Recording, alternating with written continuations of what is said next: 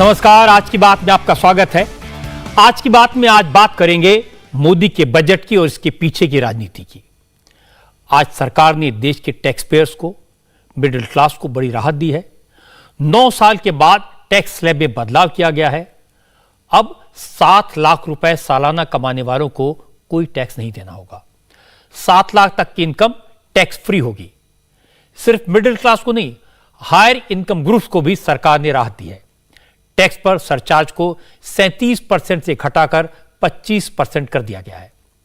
एक तरफ सरकार ने टैक्स में छूट दी है और दूसरी तरफ सरकार ने अपने खर्चे को बड़े पैमाने पर बढ़ाने का फैसला किया है। इंफ्रास्ट्रक्चर की योजनाओं पर 13.5 लाख करोड़ रुपए खर्च किए जाएंगे ताकि रोजगार के नए अवसर पैदा हो सकें। आज फाइनेंस मिनिस्टर निर्मला सीतारमण ने सबको खुश कर दिया। नौकरी पेशा, महिलाओं, बुजुर्गों, व्यापारियों, किसानों, गरीबों, छोटे उद्योग धंधे वालों से लेकर बड़े कॉरपोरेट तक सबको आज के बजट में कुछ न कुछ फायदा दिखाई दिया। गांव, गरीब, महिला, किसान और मिडिल क्लास का खास ख्याल रखा गया।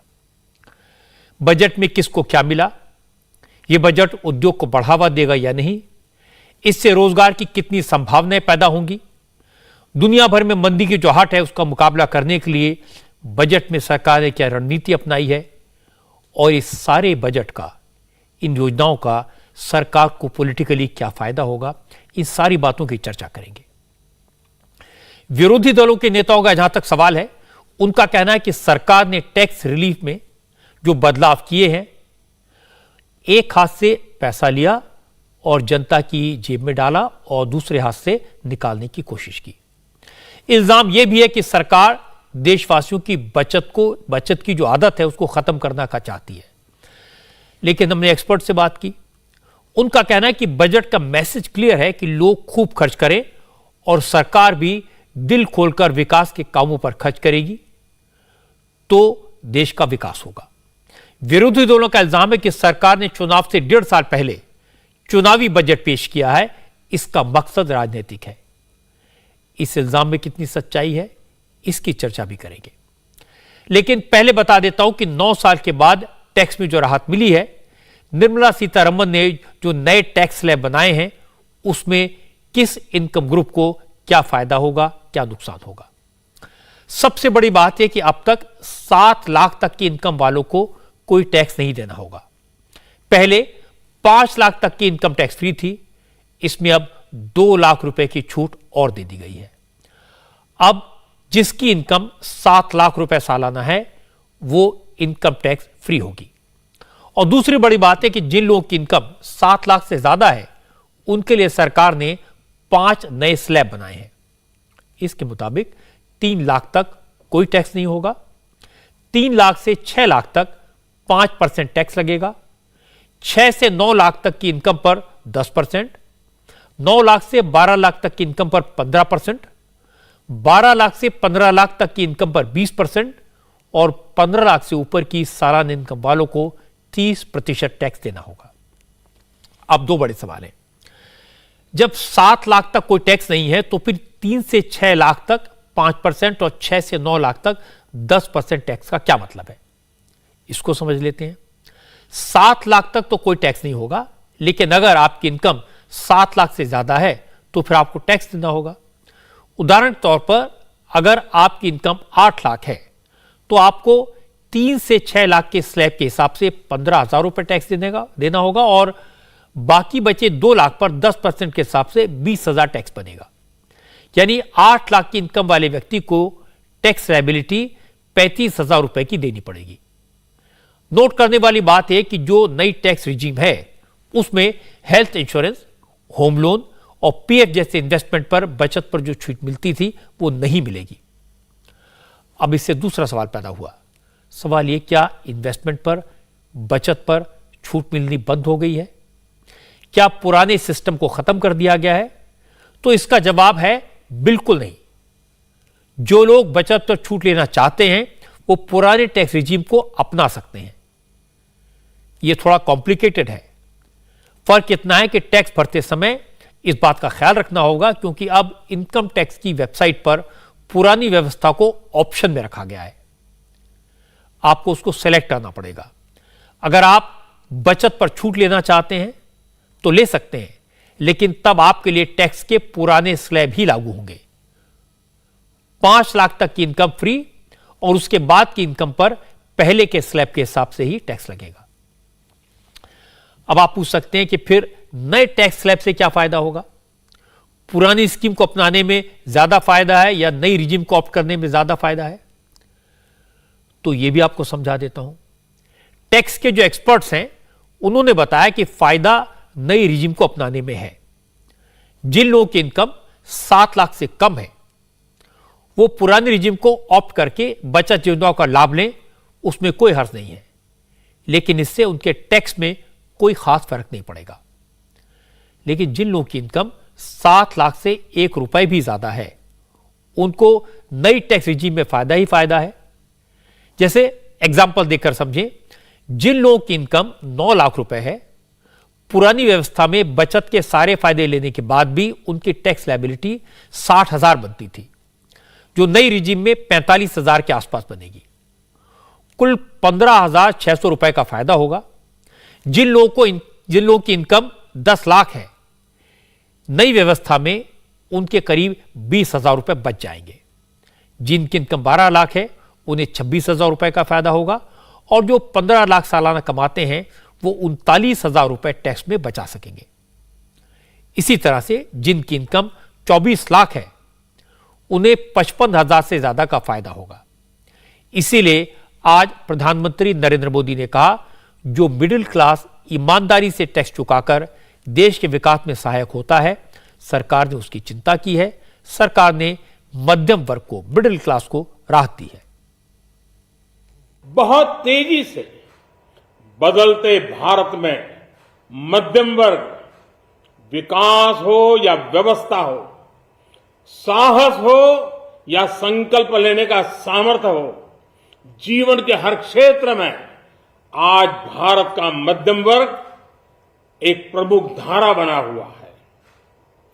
समृद्ध और विकसित भारत के सपनों को पूरा करने के लिए मध्यम वर्ग एक बहुत बड़ी ताकत है। जैसे भारत की युवा शक्ति ये भारत का विशेष सामर्थ्य है, वैसे ही बढ़ता हुआ भारत का मध्यम वर्ग भी एक बहुत बड़ी शक्ति है। मध्यम वर्ग को सशक्त बनाने के लिए हमारी सरकार ने बीते वर्षों में अनेकों निर्णय लिए और ईज ऑफ लिविंग को सुनिश्चित किया है। हमने टैक्स रेट को कम किया है, साथ ही प्रोसेस को सिंप्लीफाई, ट्रांसपेरेंट और फास्ट किया है। हमेशा मध्यम वर्ग के साथ खड़ी रहने वाली हमारी सरकार ने मध्यम वर्ग को टैक्स में बड़ी राहत दी है। अब प्रधानमंत्री की बात समझने वाली है। नए टैक्स रिजीम से मिडिल क्लास को राहत मिलेगी, लोगों की परचेजिंग पावर बढ़ेगी, लोग खर्च करेंगे तो पैसा मार्केट में आएगा, जो देश की इकोनॉमी में मदद करेगा। यह बात सुनने में साधारण लग सकती है, लेकिन बात बड़ी है। जो इकोनॉमिस्ट हैं, अर्थशास्त्री हैं, एक्सपर्ट्स हैं, वो भी मोदी सरकार के इस मूव को इस मुश्किल वक्त में मास्टर स्ट्रोक बता रहे हैं। सरकार ने तो वेरी क्लियरली बोल रहे हैं कि आपको सब लोगों को न्यू टैक्स रेजिम में जाना चाहिए। न्यू टैक्स रेजिम क्या है और ओल्ड टैक्स रेजिम क्या है? एक सेंटेंस में, न्यू टैक्स रेजिम में आपको एक बार में छूट मिलेगा। मिनिमम आपका इनकम मिनिमम के ऊपर हो तो आपको टैक्स भरना पड़ेगा और कोई एग्जेम्पशन नहीं मिलेगा। यह है मोर और less minimum new tax regime का मामला, जिसमें 2.5 लाख तक किसी को इनकम हो तो ज़ीरो टैक्स देना पड़ता था। अभी वो 3 लाख मिनिमम स्लैब कर दिया। हावेवर सरकार ने बोल रहे हैं कि आप न्यू टैक्स रेजिम में होगा तो आपको 7 लाख तक इनकम होगा तो आपको कोई टैक्स नहीं भरना पड़ेगा। ओवरऑल लग रहा है कि हम सब ने मिलके न्यू टैक्स रेजिम में ज्वाइन करें और 7 लाख रुपया पर एनम हमारा इनकम होगा तो हमारा टैक्स नहीं भरना पड़ेगा। Definitely a good move.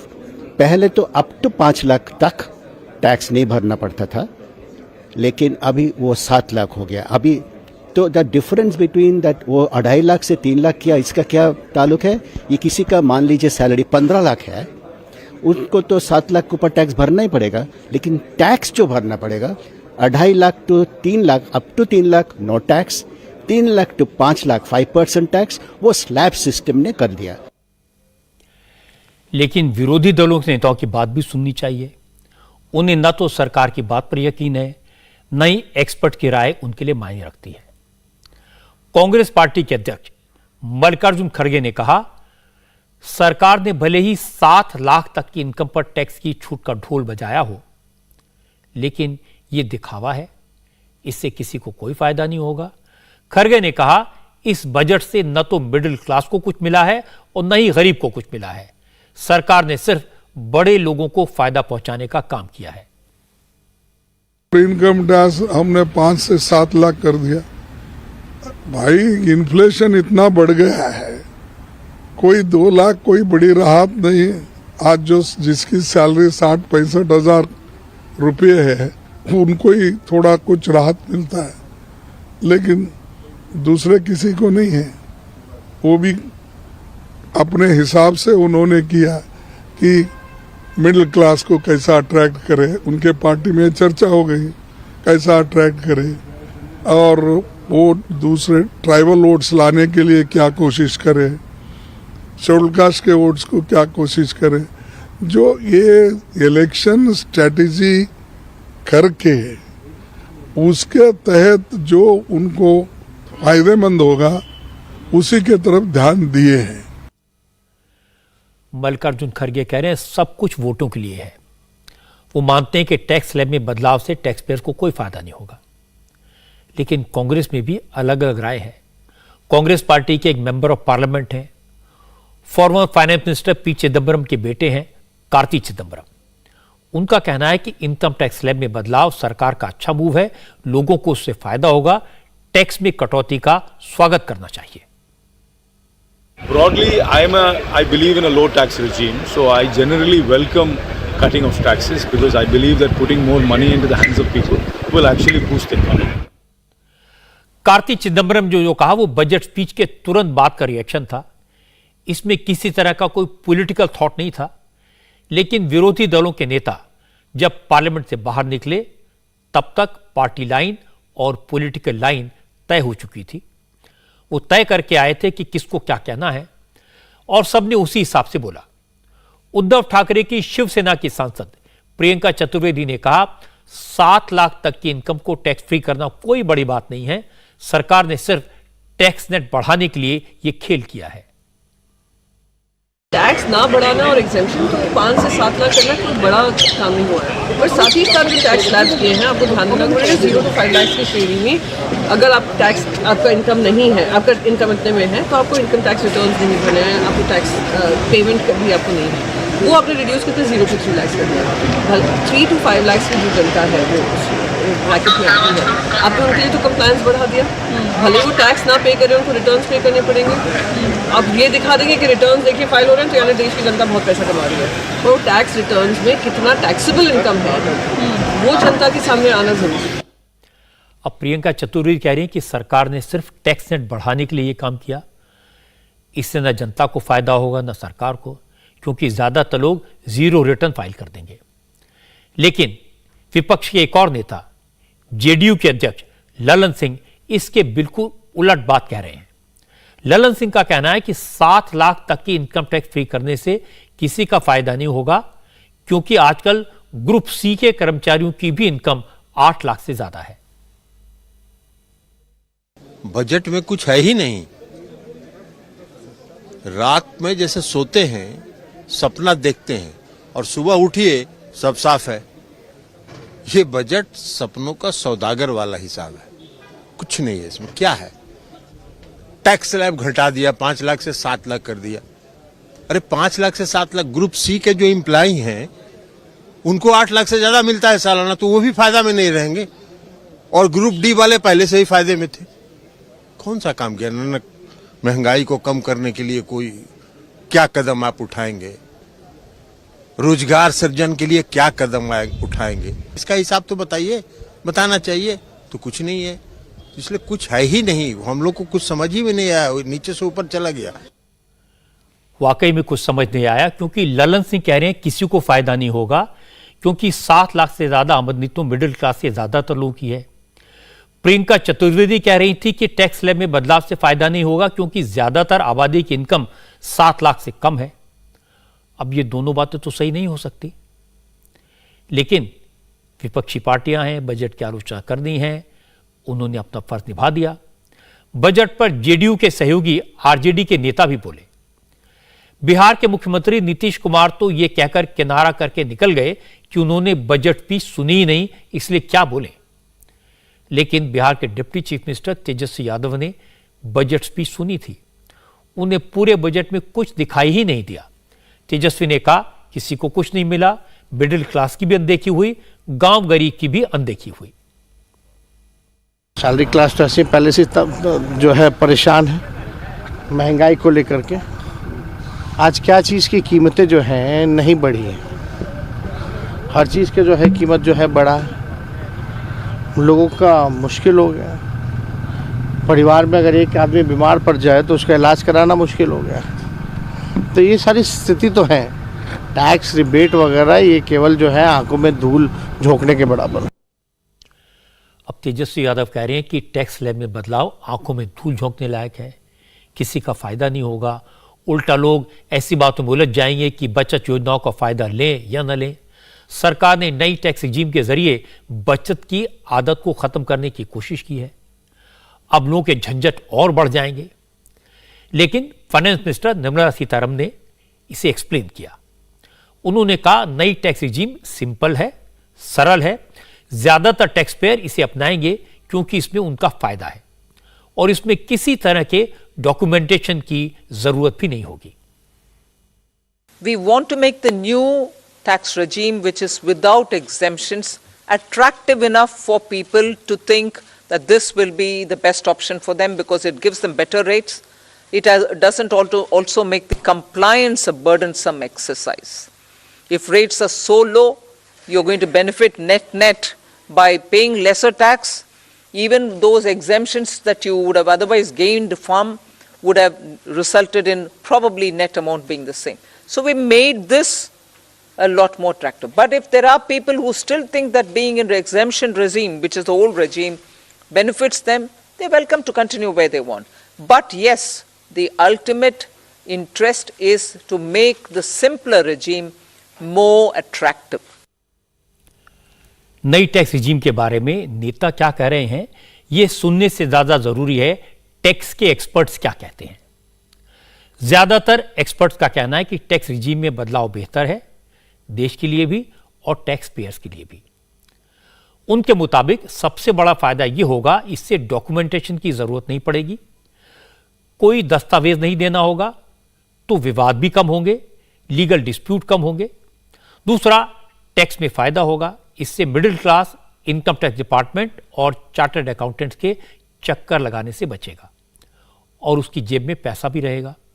जो लोग कह रहे हैं कि सरकार चाहती है कि लोग सेविंग्स पर ध्यान न दें, जो कमाएं सब खर्च कर दें, इसके जवाब में एक्सपर्ट्स कहते हैं कि जो लोग पुरानी रिजीम में रहना चाहते हैं उनके लिए वो ऑप्शन खुला है।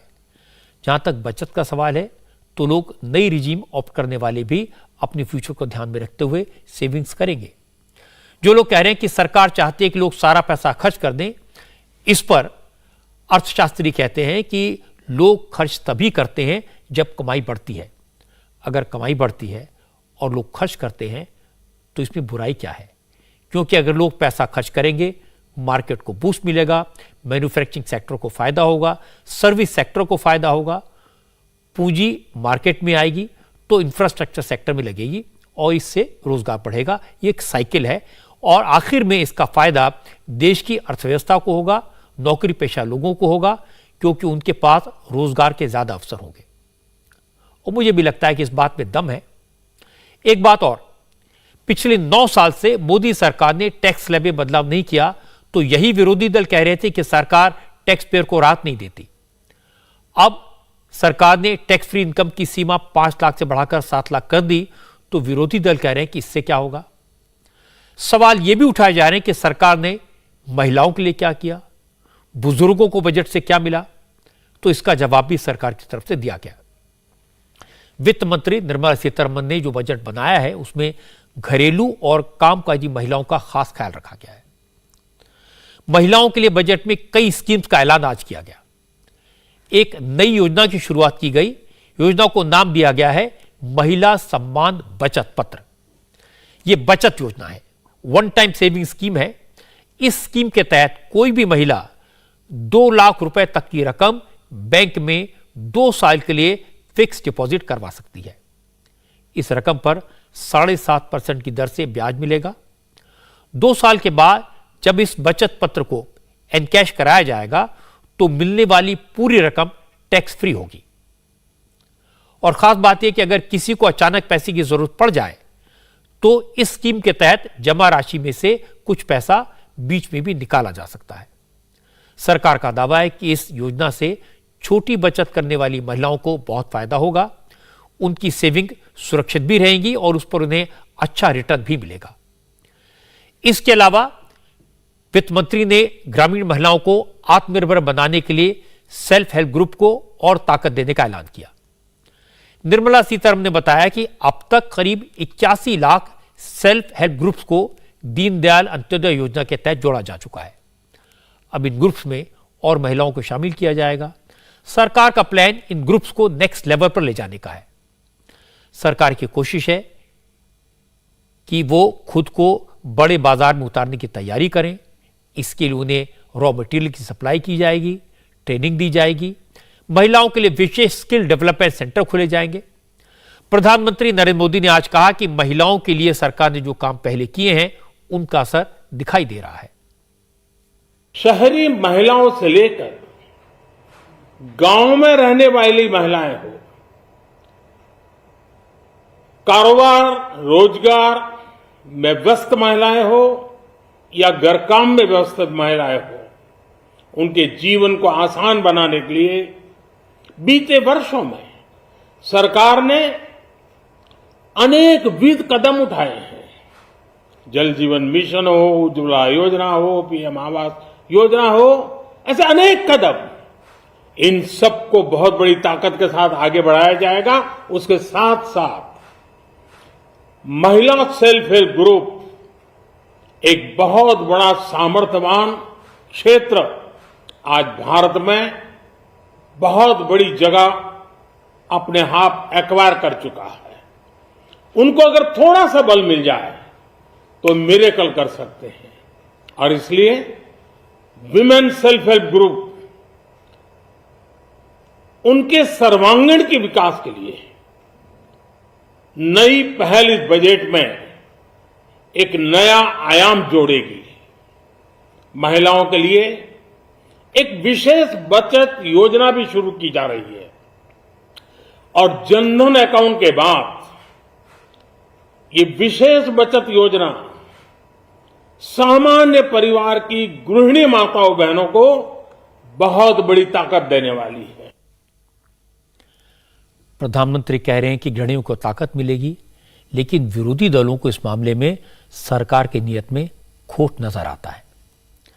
कांग्रेस की सांसद रंजीत रंजन ने कहा, महिला सम्मान बचत पत्र स्कीम सिर्फ झुंझुना है।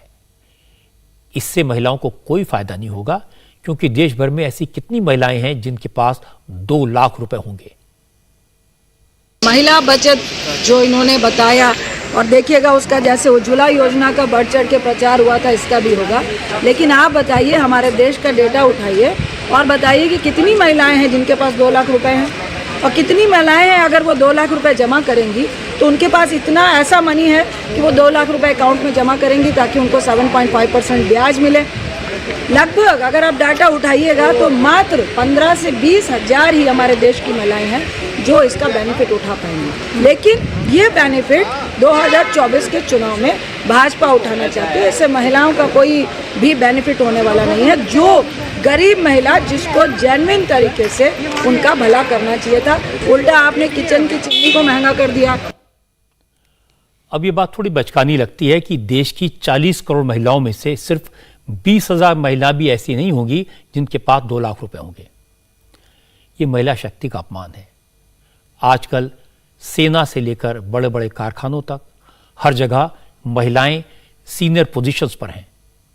महिलाएं हवाई जहाज उड़ा रही हैं, ट्रेन चला रही हैं, बसें चला रही हैं। सरकारी नौकरियों में, प्राइवेट सेक्टर में महिलाओं की बड़ी भागीदारी है। महिलाओं के स्वयं सहायता समूह ने क्रांति कर दी है। इसके बाद भी महिलाओं को कमजोर बताना ये ठीक नहीं है। जहां तक 2 लाख रुपए के बचत पत्र का सवाल है, तो इस स्कीम के तहत ये जरूरी नहीं है कि 2 लाख रुपए हों तभी 2 साल के लिए फिक्स डिपॉजिट किए जा सकते हैं। जिसके पास जितने पैसे हैं वो उतने रुपए का बचत पत्र ले सकते हैं। क्योंकि इसमें 2 लाख की अपर लिमिट है, इसलिए इसका फायदा मिडिल क्लास और लोअर मिडिल क्लास की महिलाओं को ज्यादा मिल सकता है। वित्त मंत्री ने आज अपने बजट में सीनियर सिटीजन के लिए भी बड़ी राहत का ऐलान किया। अब सीनियर सिटीजन सेविंग स्कीम में 30 लाख रुपए तक जमा किए जा सकेंगे। पहले ये लिमिट 15 लाख थी, सरकार ने इसे डबल कर दिया है। इसके अलावा निर्मला सीतारमण ने सीनियर सिटीजन के लिए मंथली इनकम अकाउंट स्कीम की लिमिट भी बढ़ा दी है। इस स्कीम में डिपॉजिट 4.5 लाख से बढ़ाकर 9 लाख रुपए कर दिया। वित्त मंत्री ने कहा, अगर मंथली इनकम स्कीम का अकाउंट ज्वाइंट है, साझे का खाता है, तो इसमें अब 15 लाख रुपए जमा किए जा सकते हैं। जब महिलाओं बुजुर्गों की बात हो गई तो कांग्रेस ने सवाल उठाया कि सरकार ने गरीबों के लिए क्या किया, नौजवानों को रोजगार मिले इसके क्या उपाय किए। कांग्रेस के प्रवक्ता गौरव वल्लभ ने कहा, सरकार ने बजट में गांव गरीब की बात करना तो दूर, गरीबी शब्द के इस्तेमाल में भी कंजूसी की। आप सब लोगों को जान के ताज्जुब होगा कि पूरे बजट में बेरोजगारी, गरीबी, आर्थिक असमानता शब्द का प्रयोग तक नहीं किया गया। पुअर, गरीब का शब्द का प्रयोग भी मात्र 2 दफा पूरे बजट भाषण में वित्त मंत्री जी ने किया। इससे ये समझ में आ जाता है कि ये आम बजट किसके लिए बनाया गया था और इसका फोकस कौन था। एक बात तो सत्य है कि इससे गरीब लोगों का कोई फायदा नहीं हुआ। जो युवा पीढ़ी है, जो रोजगार की तलाश कर रही है, उनका भी कोई फायदा नहीं हुआ। जो लोगों को नौकरी से निकाला गया है पिछले 2 साल 1 साल में, उनको भी कुछ नहीं मिला। जो टैक्स पेयर्स है, जो कि समय पर कर देते हैं, उनको भी कोई बड़ा रिलीफ नहीं मिला। जो माताएं बहनें गृहिणियां हैं, उनको भी किसी तरह का फायदा नहीं हुआ। और तो और वह हर एक व्यक्ति जो भारत के बारे में सोचता है, उनको भी आज के बजट से सिर्फ और सिर्फ निराशा और हताशा हाथ में लगी।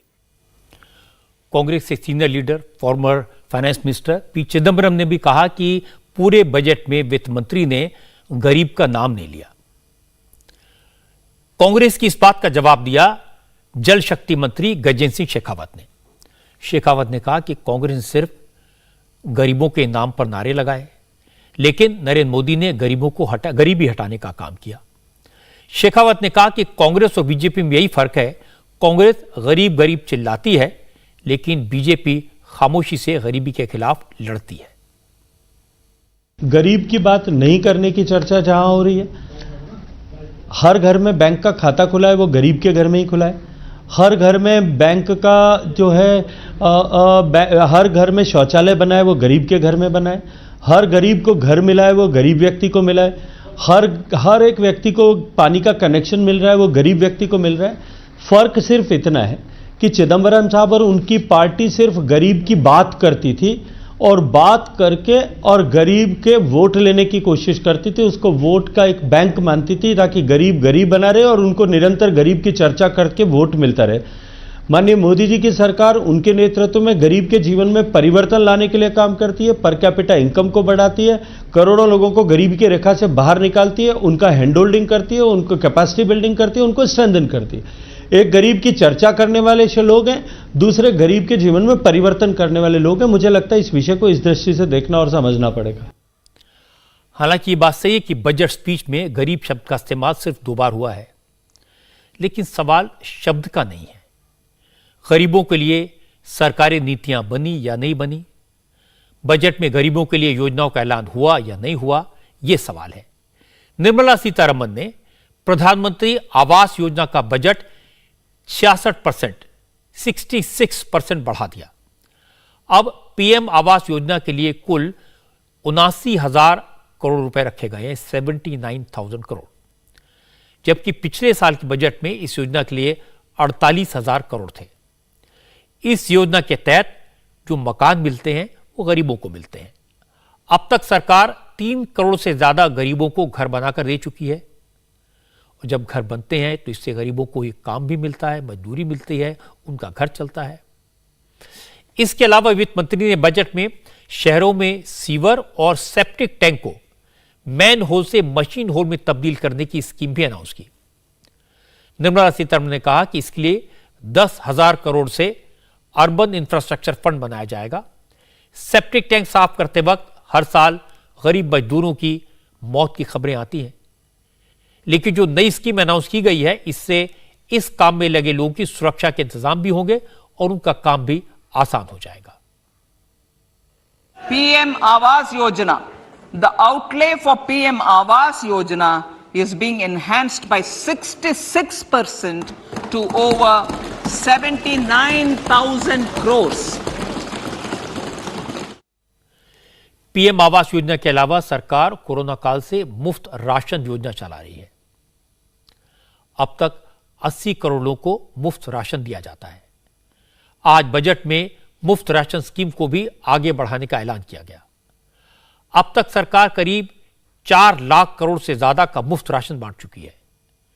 दुनिया भर में इस योजना की तारीफ हो रही है। इसके अलावा सरकार ने समाज के कमजोर तबके के लिए एक और बड़ी योजना का ऐलान किया।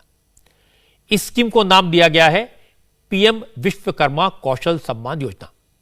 यह स्कीम उन लोगों के लिए है जो परंपरागत तौर पर औजारों और टूल्स के जरिए अपने घर में ही स्मॉल मैन्युफैक्चरिंग का काम करते हैं।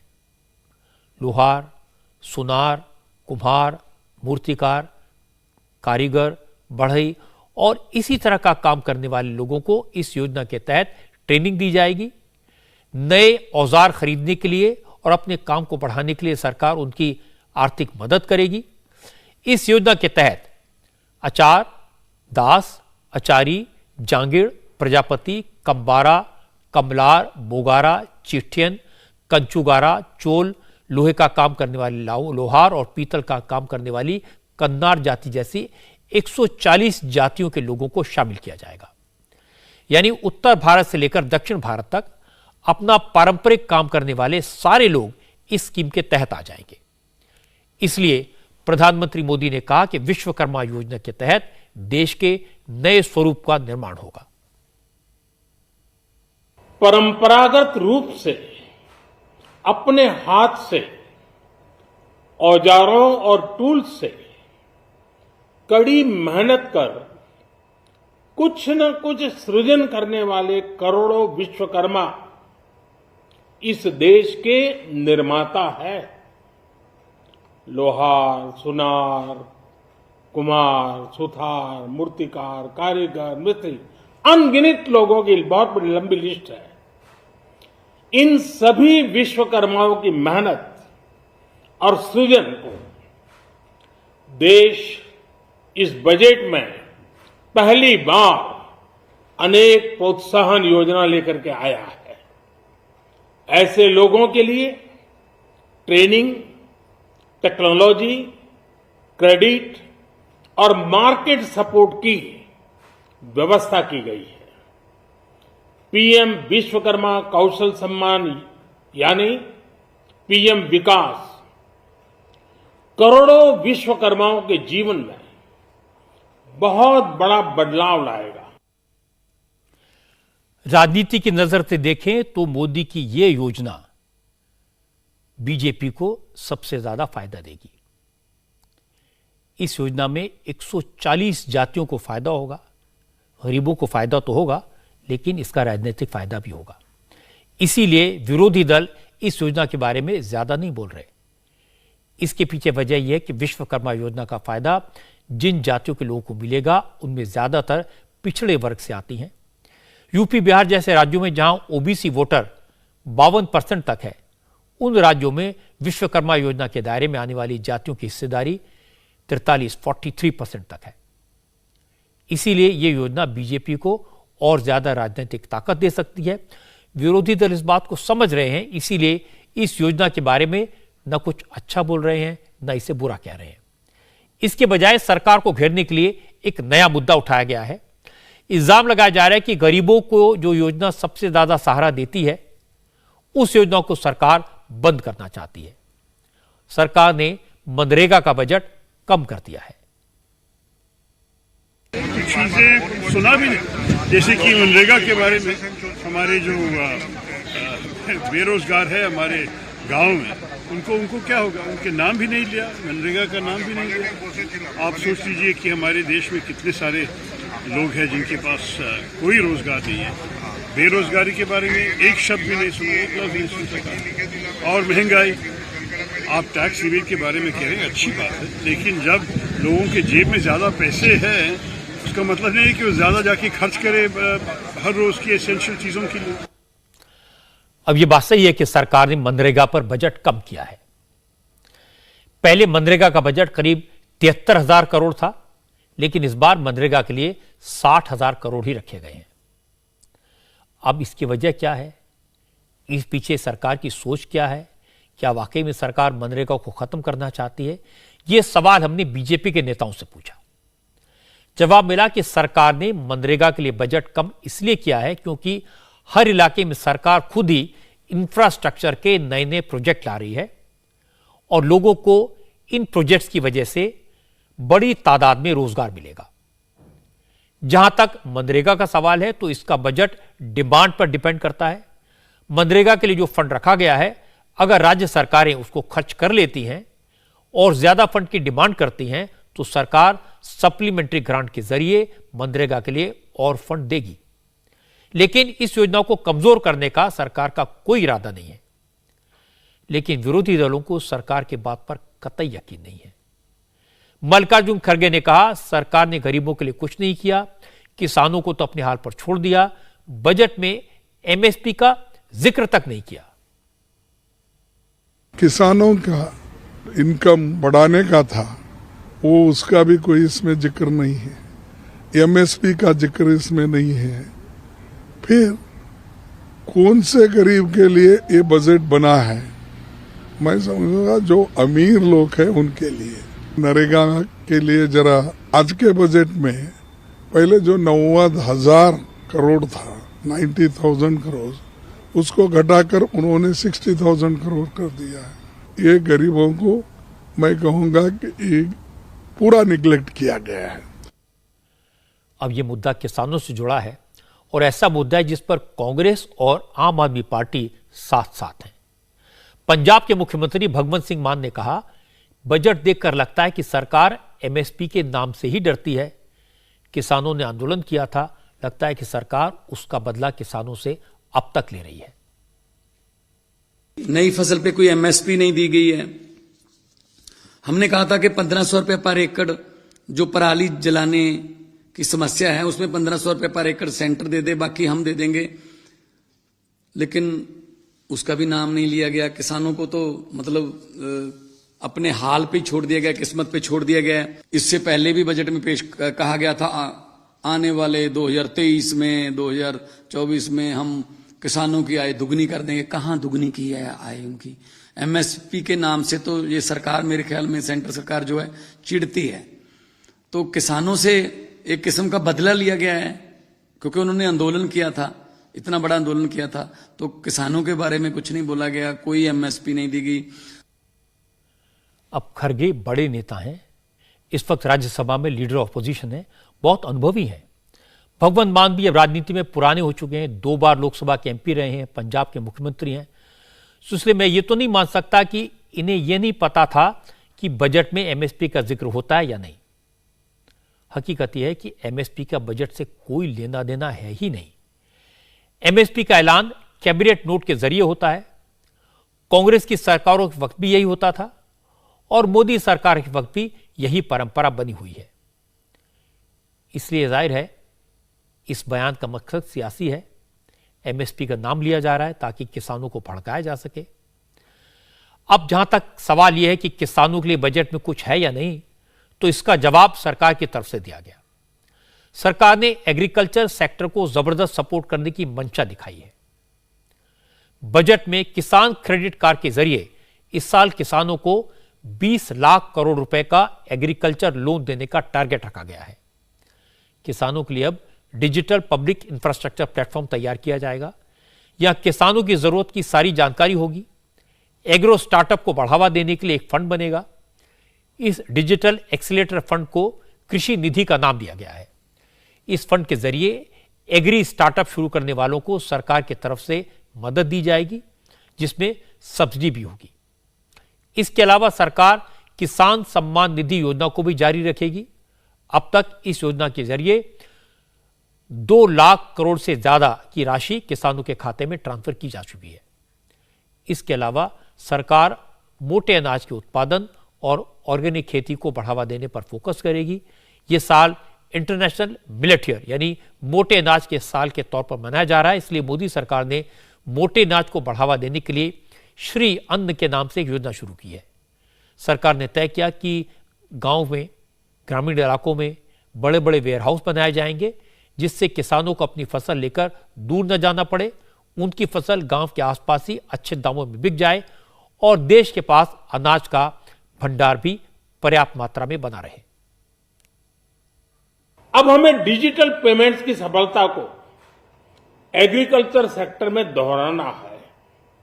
इसलिए इस बजट में हम डिजिटल एग्रीकल्चर इंफ्रास्ट्रक्चर की एक बहुत बड़ी योजना लेकर आए हैं। आज दुनिया इंटरनेशनल मिलेट ईयर मना रही है। भारत में मिलेट्स के अनेक प्रकार हैं, अनेक नाम है। आज जब मिलेट्स घर घर में पहुंच रहा है, पूरी दुनिया में पॉपुलर हो रहा है, तो उसका सर्वाधिक लाभ भारत के छोटे किसानों के नसीब में है। और इसलिए आवश्यक है कि नए तरीके से उसको आगे ले जाया जाए। इसकी एक नई पहचान, विशेष पहचान आवश्यक है। इसलिए अब इस सुपर फूड को श्री अन्न की नई पहचान दी गई है। उसके प्रोत्साहन के लिए भी अनेकविध योजनाएं बनाई गई हैं। श्री अन्न को दी गई प्राथमिकता से देश के छोटे किसानों, हमारे आदिवासी भाई बहन जो किसानी करते हैं, उनको आर्थिक संबल मिलेगा और देशवासियों को एक स्वस्थ जीवन मिलेगा। किसानों के लिए बजट में क्या है, इसके बारे में कृषि मंत्री नरेंद्र सिंह तोमर ने भी डिटेल में बताया। तोमर ने कहा कि सिर्फ खेती करने वाले किसानों के लिए नहीं, बजट में फिशरीज में लगे लोगों के लिए, डेयरी सेक्टर में लगे किसानों के लिए भी कई अच्छी योजनाओं को शामिल किया गया है। हमारे स्टार्टअप्स के लिए 450 करोड़ रुपए का प्रावधान किया गया है। एफपीओ नए बनाने के लिए 950 करोड़ रुपए का प्रावधान किया गया है। और कृषि क्षेत्र में किसानों को जो हम ऋण देते हैं उसकी सीमा अब 20 लाख करोड़ तक कर दी गई है। ब्याज इंटरवेंशन स्कीम के लिए भी 23,000 करोड़ रुपया प्रावधान किया गया है। मैं समझता हूँ इससे किसान की ताकत बढ़ेगी और किसान का स्तर भी बढ़ेगा और उसकी खेती भी उन्नत खेती के रूप में तब्दील होगी। अब पशुपालन, डेयरी, मत्स्य पालन, कृषि सब लोगों को किसान क्रेडिट कार्ड मिल रहा है और उसके लिए पर्याप्त ऋण का प्रावधान रखा गया है। मुझे लगता है किसानों को लेकर मोदी ने सिर्फ नीतियां नहीं बदली, खेती को लेकर सोचने का तरीका बदला, सरकार की सोच बदली। पहले किसानों को सिर्फ अन्नदाता समझा जाता था, सरकार किसानों के रोल को सिर्फ खेतों तक देखती थी। लेकिन नरेंद्र मोदी ने किसानों को देश के विकास का सबसे जरूरी हिस्सा समझा। किसानों की इनकम बढ़ाने के लिए खेती को एक उद्योग की नजर से देखा। एग्रीकल्चर को ट्रेडिशनल के बजाय मॉडर्न और साइंटिफिक तरीके से करने पर जोर दिया। किसानों को नई नई फसलें उगाने के प्रति प्रेरित किया। नरेंद्र मोदी ने किसानों की फसल को इंटरनेशनल मार्केट तक पहुंचाने का इंतजाम किया। बजट में जो योजनाएं हैं वो नरेंद्र मोदी की इसी सोच का रिफ्लेक्शन है और यह बहुत बड़ा बदलाव है। जब किसानों की बात हो गई तो विरोधी दलों ने सवाल उठाया कि सरकार ने बेरोजगारी से लड़ने के लिए क्या किया? बजट में बेरोजगारी का जिक्र नहीं है, बात तक नहीं की गई। सरकार की तरफ से इसका भी जवाब आया। बजट में सरकार ने इंफ्रास्ट्रक्चर सेक्टर में 10 लाख करोड़ रुपए के इन्वेस्टमेंट का ऐलान किया है। 10 लाख करोड़, यह रकम देश की जीडीपी का 3.3% है, 3.3%। नरेंद्र मोदी की सरकार चाहती है कि इंफ्रास्ट्रक्चर डेवलपमेंट पर राज्य सरकारें भी ज्यादा पैसा खर्च करें। इसलिए बजट में राज्य सरकारों को इंफ्रास्ट्रक्चर डेवलपमेंट के लिए 50 साल का इंटरेस्ट फ्री लोन मिलता है। उसके लिए भी 1,30,000 करोड़ रुपए का प्रोविजन रख दिया गया है। फाइनेंस मिनिस्टर निर्मला सीतारमण ने कहा, सरकार ने 100 ऐसे क्रिटिकल ट्रांसपोर्ट इंफ्रास्ट्रक्चर प्रोजेक्ट्स की पहचान की है जो पोर्ट्स, कोल, स्टील, फर्टिलाइजर और अनाज की last and first mile connectivity के लिए जरूरी है। इसके अलावा रेलवे सेक्टर में 2,40,000 करोड़ रुपए का इन्वेस्टमेंट किया जाएगा। यह अब तक का सबसे बड़ा रेल बजट है। अगर 2013-14 से तुलना करें तो रेलवे का यह बजट 9 गुना है, 9 टाइम्स। निर्मला सीतारमण ने कहा कि अगस्त 2023 तक 75 वंदे भारत ट्रेन पटरी पर दौड़ती नजर आएंगी। सरकार ने हाइड्रोजन से चलने वाली 35 ट्रेन और 4,500 नए डिजाइन वाले ऑटोमोबाइल व्हीकल कोच बनाने का लक्ष्य भी रखा है। नरेंद्र मोदी ने कहा, जब इंफ्रास्ट्रक्चर डेवलपमेंट पर इतना ज्यादा इन्वेस्टमेंट होगा तो देश का विकास भी होगा और इन योजनाओं से करोड़ों नौजवानों को रोजगार भी मिलेगा। 2014 की तुलना में इंफ्रास्ट्रक्चर में निवेश पर 400% से ज्यादा की वृद्धि की गई है। इस बार इंफ्रास्ट्रक्चर पर 10 लाख करोड़ रुपए का अभूतपूर्व इन्वेस्टमेंट भारत के विकास को नई ऊर्जा और तेज गति देगा। ये निवेश युवाओं के लिए रोजगार के नए अवसर पैदा करेगा, एक बहुत बड़ी आबादी को आय के नए अवसर उपलब्ध कराएगा। इस बजट में ईज ऑफ डूइंग बिजनेस के साथ साथ हमारे उद्योगों के लिए क्रेडिट सपोर्ट और रिफॉर्म्स के अभियान को आगे बढ़ाया गया है। एमएसएमईज के लिए 2 लाख करोड़ रुपए के अतिरिक्त ऋण की गारंटी की व्यवस्था की गई है। अब प्रिजम्पटिव टैक्स की लिमिट बढ़ने से एमएसएमईज को ग्रो करने में मदद मिलेगी। बड़ी कंपनियां द्वारा एमएसएमईज को समय पर पेमेंट मिले, इसके लिए नई व्यवस्था बनाई गई है। लेकिन विरोधी दलों के नेता इस बात से भी सहमत नहीं है। वो अपनी बात पर कायम है। जम्मू कश्मीर की पूर्व मुख्यमंत्री महबूबा मुफ्ती ने कहा, यह बजट बड़े बड़े बिजनेसमैन के लिए बनाया गया है, इसमें आम आदमी के लिए कुछ भी नहीं है। जो टैक्सेस लगाए जा रहे हैं उसका फायदा आवाम को मिलना चाहिए था, क्योंकि टैक्स से तो लोगों की कमर तोड़ दी। आवाम को फायदा देने के बजाय जो वेलफेयर स्कीम्स हैं उनको खत्म किया जा रहा है, सब्सिडीज को खत्म किया जा रहा है।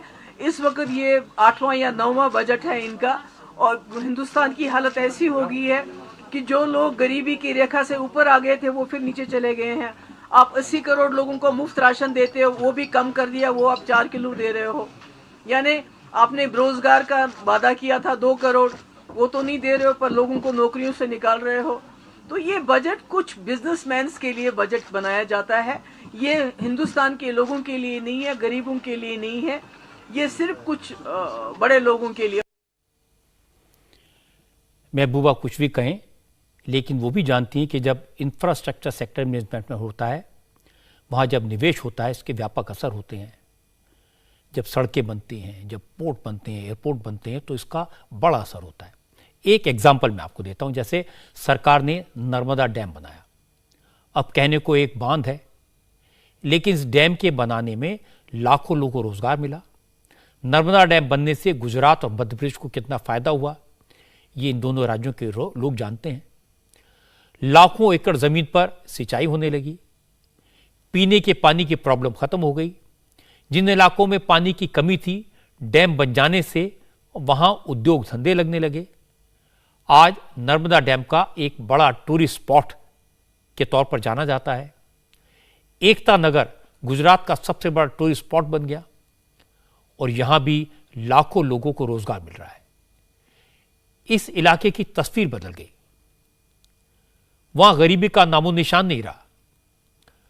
तो आप सोच सकते हैं कि जब डैम, हाईवे, वाटरवे और इस तरह के इंफ्रास्ट्रक्चर के सैकड़ों प्रोजेक्ट शुरू होंगे तो इसका फायदा कितना होगा, किसको होगा। अब आपको नए जमाने की बात बता देता हूं। बजट में सरकार ने देश को नए जमाने के हिसाब से बदलने वाले प्रोजेक्ट्स का ऐलान किया है। सरकार अब बड़े पैमाने पर टेक्नोलॉजी और डिजिटल इंफ्रास्ट्रक्चर सेक्टर में भी इन्वेस्ट करेगी। आर्टिफिशियल इंटेलिजेंस के नए सेंटर बनेंगे। नेशनल डेटा गवर्नेंस पॉलिसी और एंटिटी डिजी लॉकर जैसी स्कीम्स इसी का हिस्सा हैं। पीएम स्किल डेवलपमेंट योजना के तहत कई नए शॉर्ट टर्म कोर्स शुरू किए जाएंगे। इसमें नई टेक्नोलॉजी जैसे artificial intelligence, internet of things, 3D printing, robotics और ड्रोन से जुड़े कोर्सेज में युवाओं को ट्रेन किया जाएगा। On the job skill training दी जाएगी। स्किल इंडिया को डिजिटल प्लेटफॉर्म बनाया जाएगा। देश में 30 स्किल इंडिया इंटरनेशनल सेंटर बनाए जाएंगे जहां ट्रेन होकर युवा विदेश में जॉब करने के लिए रेडी किए जाएंगे। आज जो बजट पेश किया गया उसके बारे में प्रधानमंत्री नरेंद्र मोदी ने कहा कि सरकार ने अमृत काल का बजट पेश किया है।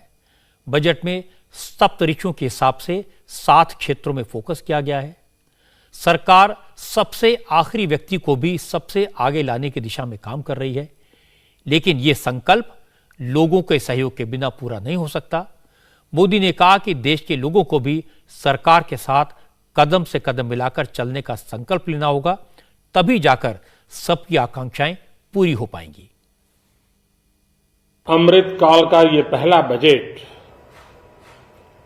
विकसित भारत के विराट संकल्प को पूरा करने के लिए एक मजबूत नींव का निर्माण करेगा। ये बजट वंचितों को वरीयता देता है। ये बजट आज की एस्पिरेशनल सोसाइटी, गांव, गरीब, किसान, मध्यम वर्ग सभी के सपनों को पूरा करेगा। देशवासियों को भी बहुत बधाई के साथ साथ मैं आह्वान करता हूं, आइए अब नया बजट आपके सामने है, नए संकल्पों को लेकर के चल पड़े। 2047 में समृद्ध भारत, समर्थ भारत, हर प्रकार से संपन्न भारत हम बना के रहेंगे।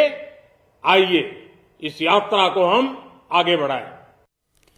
ये बात सही है कि लोगों की अपेक्षाएं बड़ी हैं, आकांक्षाएं बड़ी हैं और संकल्प लेने की जरूरत है। लेकिन बजट के दिन 2 बातें इसके लिए समझनी होगी। एक तो ये कि कोरोना की महामारी ने पूरी दुनिया में हर मुल्क की इकोनॉमी को बर्बाद कर दिया है। आज अमेरिका और यूरोप के बड़े बड़े मुल्क इस मार से रिकवर नहीं कर पाए हैं।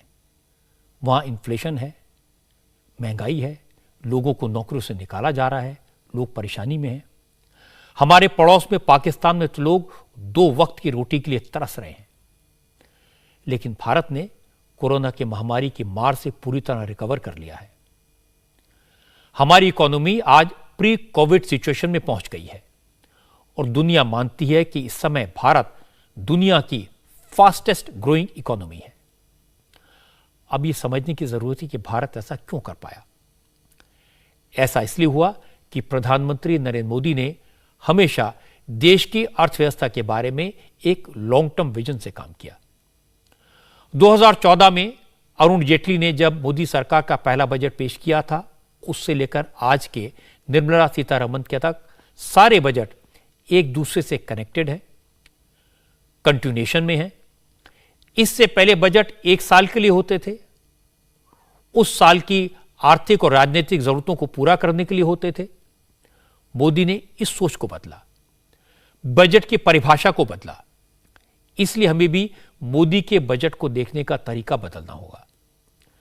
पहले बजट का मतलब होता था क्या सस्ता हुआ, क्या महंगा हुआ, किस चीज पर ड्यूटी लगी और कौन बच गया। मुझे याद है बजट महीनों पहले इंडस्ट्रियल हाउसेज की तरफ से लॉबिंग के लिए जाना जाता था। हर व्यापारी अपने फायदे के लिए अपनी प्रोडक्शन पर, अपनी गुड्स पर ड्यूटी कम करने के लिए दौड़ता था, लॉबिंग करता था। अब यह नहीं होता। पिछले 9 साल से बजट में ओवरऑल डेवलपमेंट की बात होती है, ग्रोथ की बात होती है। निर्मला सीतारमण ने भी लगातार 5वें साल इसी रास्ते को फॉलो किया। 2047 में हमारी अर्थव्यवस्था कैसी होगी, इसकी बात की। कुछ लोग कहते हैं बजट चुनावी बजट है। मेरा कहना है कि अगर मोदी की नीतियों से लोगों को घर मिले, बिजली मिली, नल से जल मिला, शौचालय मिले, गैस मिली, 2 वक्त की दाल रोटी मिली, 80 करोड़ लोगों को राशन मिला, तो इसमें बुरा क्या है। अगर सरकार ऐसे बजट बनाए, ऐसी योजनाएं बनाए, ऐसी नीतियां बनाए जिसका सीधा लाभ गरीब आदमी तक पहुंचे, तो इसे अच्छा संकेत मानना चाहिए। आज बजट में जो फिगर्स आई उससे पता चला कि पिछले 9 साल में भारत की पर कैपिटा इनकम लगभग डबल हो गई है। भारत पहले दुनिया में 10 नंबर की इकोनॉमी था, अब 5वें नंबर की अर्थव्यवस्था हो गया है। ये अच्छे संकेत हैं और उम्मीद करनी चाहिए कि 2047 में हम दुनिया की पहली 2 टॉप की अर्थव्यवस्थाओं में से एक होंगे। इंडिया टीवी हर वक्त हर जगह डाउनलोड करने के लिए सर्च करें India TV news Google play store या ऐप स्टोर पर।